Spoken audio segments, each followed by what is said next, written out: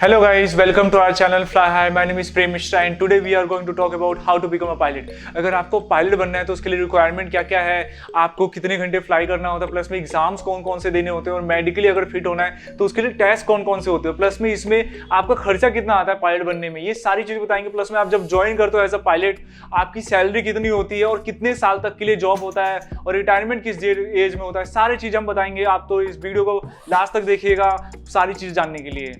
तो हमारा जो पहला पॉइंट होता है वो बेसिक रिक्वायरमेंट क्या होता है। अगर आप पायलट बनना चाहते हो तो बेसिक रिक्वायरमेंट क्या है, वो है आपका जब आप अप्लाई करते हो पायलट ट्रेनिंग के लिए उस समय में आपका एज होना चाहिए 17 होना चाहिए, क्योंकि आप 17 ईयर्स के हो तो आप अपना 17 ईयर्स के समय में आप 12th कर चुके होते हो तो आप उसके बाद अप्लाई कर सकते हो। प्लस में 18 years at the time of CPL, मतलब CPL जो आपको कमर्शियल पायलट लाइसेंस जो आपको मिलता है उसमें आपको 18 ईयर होना चाहिए सारा चीज़। और प्लस में थर्ड जो हमारे रिक्वायरमेंट में आ जाता है वो है 10+2 विथ फिजिक्स एंड मैथमेटिक्स। अगर साइंस स्ट्रीम से आप हो तो फिजिक्स मैथमेटिक्स आपके पास ऑफ कोर्स होगा ही, लेकिन कई सारे लोग पूछते हैं कि मैं कॉमर्स बैकग्राउंड से हूँ, आर्ट्स बैकग्राउंड से, मैं बन सकता हूँ कि नहीं पायलट बन सकता हूँ। हाँ बन सकते हो आप, क्योंकि आपका जो ये NOS एग्जाम है NOS आप दे सकते हो जिसमें ऑन डिमांड और एक आप उसमें ऑन डिमांड एग्जाम होता है और उसमें एग्जाम आप दो अपना और उसका एग्जाम्स में आपका फिजिक्स मैथमेटिक्स के एग्जाम दो, उसमें मार्क्स आएंगे, फिर उसके बाद आप पायलट ट्रेनिंग के लिए अप्लाई कर सकते हो कंप्यूटर नंबर लेने के बाद। और उसके बाद नेक्स्ट जो स्टेप होता है वो medically fit. Medically fit means आपका क्लास 2 मेडिकल होता है, क्लास 1 मेडिकल होता है। क्लास 2 मेडिकल में आपका आईज प्लस में एक्सरे हो गया, ECG टेस्ट, बाकी जितने भी टेस्ट होते हैं पायलट को फिट होने के लिए जरूरी है वो टेस्ट होंगे। फिर से एक बार होगा जो कि एयरफोर्स में ही होगा आपका, वो क्लास 1 मेडिकल होगा। तो क्लास 2 मेडिकल जो आप करवाते हो DEC से, आपका जो DEC ऑथराइज डॉक्टर से होता है, उसके बाद जो असेसमेंट मिलता है आपको कंप्यूटर आपका जो मिलता है क्लास 2 का कुछ ऐसा होता है CA35। फिर उसके बाद आपको क्लास 1 के लिए ले जाते हो। क्लास 1 टेस्ट होता है आपका एयरफोर्स के जो 5 या 6 जो भी सेंटर्स हैं इंडिया में एयरफोर्स के, दो आपके प्राइवेट भी हो गया, अपोलो हो गया एक और नानावती, तो वहाँ। और उसके बाद जो आप टेस्ट कराते हो उसके बाद जो आपको असेसमेंट मिलता है कुछ ऐसा होता है असेसमेंट क्लास 1 का। ये क्लास 2 क्लास 1 आपको मिल गया, इसका मतलब ये है कि आप मेडिकली फिट हो पायलट बनने के लिए। इसके बाद आप नेक्स्ट स्टेप के लिए जा सकते हो।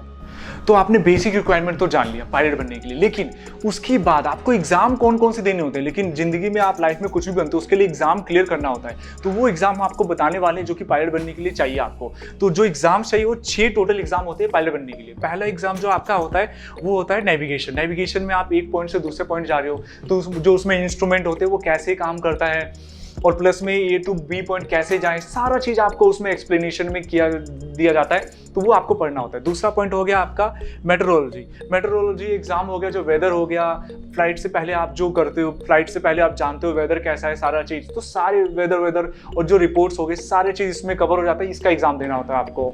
इसके बाद आते हैं हम एयर रेगुलेशन। एयर रेगुलेशन आपका एग्जाम हो गया, रूल्स एंड रेगुलेशन जो हमको फॉलो करने होते हैं इंटरनेशनल फ्लाइट्स या डोमेस्टिक जो भी फ्लाइट कर रहे हो आप उसके हिसाब, तो इसमें पूरा रूल्स एंड रेगुलेशन आप पढ़ते हो और इसका एग्जाम देते हो आप।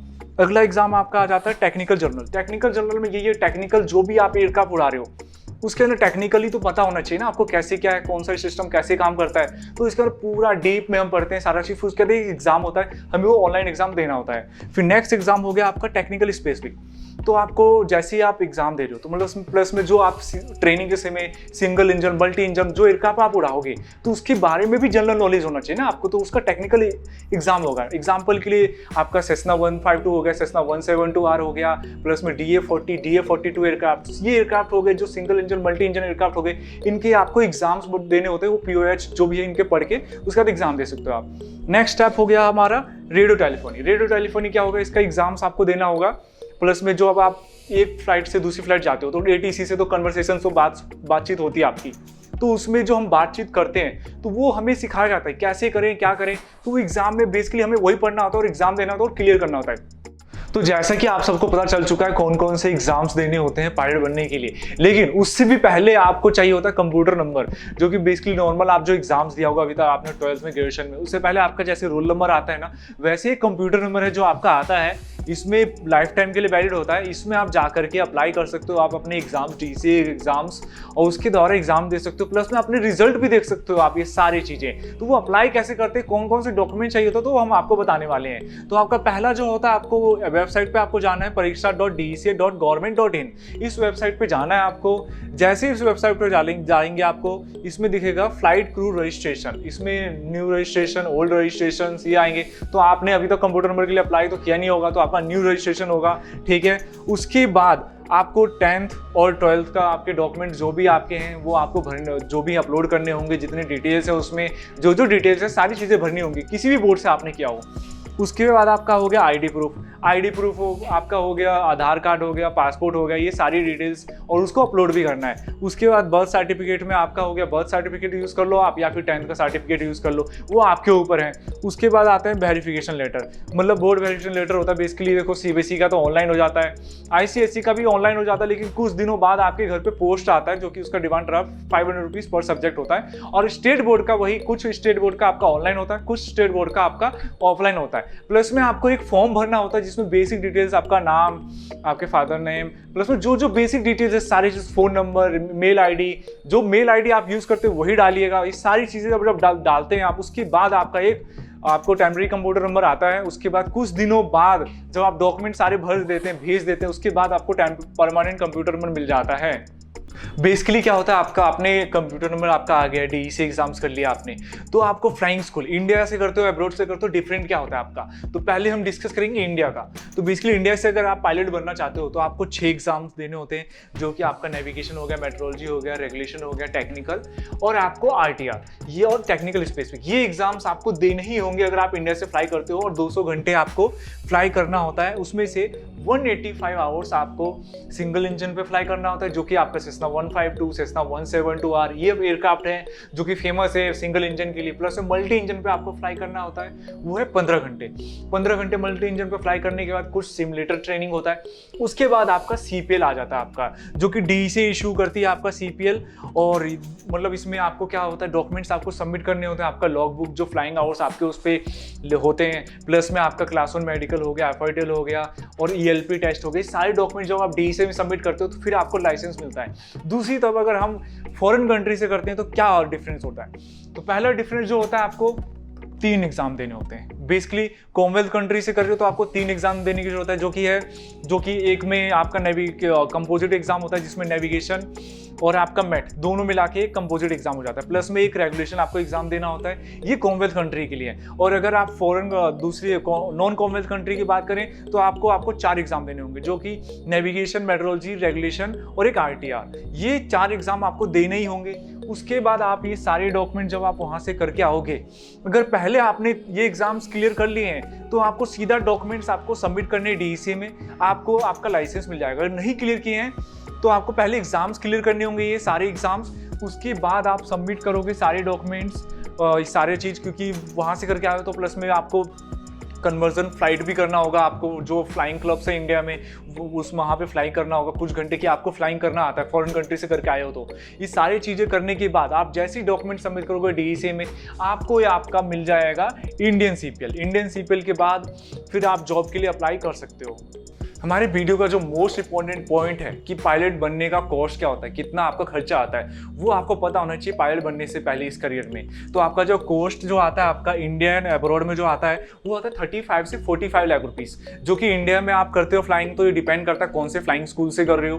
प्लस में ये जो आपको कॉस्ट बता रही है एवरेज है, इसमें आपका सीपीएल प्लस में अकोमोडेशन सारा चीज़ मिला के होता है। अगर फॉरेन कंट्री से आप कर रहे हो तो इतना आपका एवरेज आ ही जाता है। इसके बाद जब आप आते हो तो उसके बाद आपको लाइसेंस मिलता है, फिर उसके बाद आप टाइप राइटिंग करना होता है आपको किसी भी एयरलाइन में अप्लाई करने के लिए, जो कि आपको उसमें का जो खर्चा आता है 15 से 20 लाख रुपए का आता है। ये भी डिपेंड करता है कौन सी एयरक्राफ्ट पे आप टाइप राइटिंग कर रहे हो, A320 है, बोइंग 737 है, या फिर Q400 है, या ATR है। ये कुछ टाइप की एयरक्राफ्ट है जिसपे आपको टाइप राइटिंग करना होता है। उसके बाद आप किसी एयरलाइन में आप ज्वाइन कर सकते हो, सारा चीज़ कर सकते हो आप। तो जो ये पायलट ट्रेनिंग आप करते हो, मतलब आप जो 35 से 45 लाख रुपीस खर्च करते हो, उसके बाद जो लाइसेंस मिलता है पायलट ट्रेनिंग का इंडिया से, वो ऐसा होता है डीईसी से जो मिलता है आपको। इसमें सारी चीज़ें लिखा होता है, आपने सिंगल इंजन, मल्टी इंजन, कौन से एयरक्राफ्ट पे उड़ाया हुआ है, A to Z डिटेल होगा। ये जब आपके पास लाइसेंस आ गया, उसके बाद किसी भी एयरलाइन का जो वैकेंसी है आप अप्लाई कर सकते हो डायरेक्टली, और उस पर जाकर के सारी डिटेल्स भरोगे। फिर आप रिटर्न एग्जाम होगा आपका, GD होगा, फिर उसके बाद इंटरव्यू होगा। उसके बाद आप एक एयरलाइन में सिलेक्शन में सेलेक्ट हो सकते हो।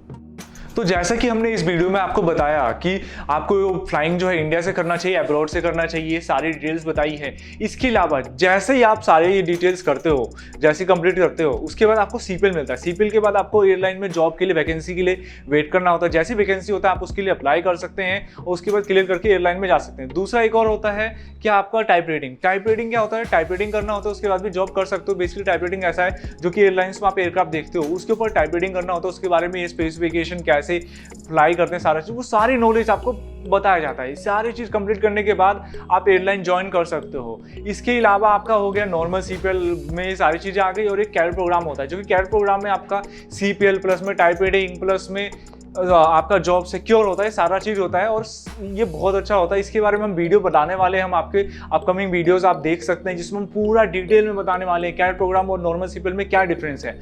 और इंडिया में जो पायलट की सैलरी होती है 1 लाख से स्टार्ट होती है, और जो कि डिपेंड करता है आपकी पोस्ट कैसी है, पोस्ट के ऊपर डिपेंड करता है। सीनियर फर्स्ट ऑफिसर है, कैप्टन है, सीनियर कैप्टन है। जैसे जैसे आपके पास एक्सपीरियंस बढ़ता जाएगा वैसे वैसे आपकी सैलरी बढ़ती जाएगी। और अगर आपको वीडियो हमारा अच्छा लगा हो तो please like to our video, subscribe to our channel और नोटिफिकेशन बेल को तो जरूर दबा दीजिएगा ऐसी इन्फॉर्मेटिव वीडियो जानने के लिए। And thank you guys, thank you for watching our videos.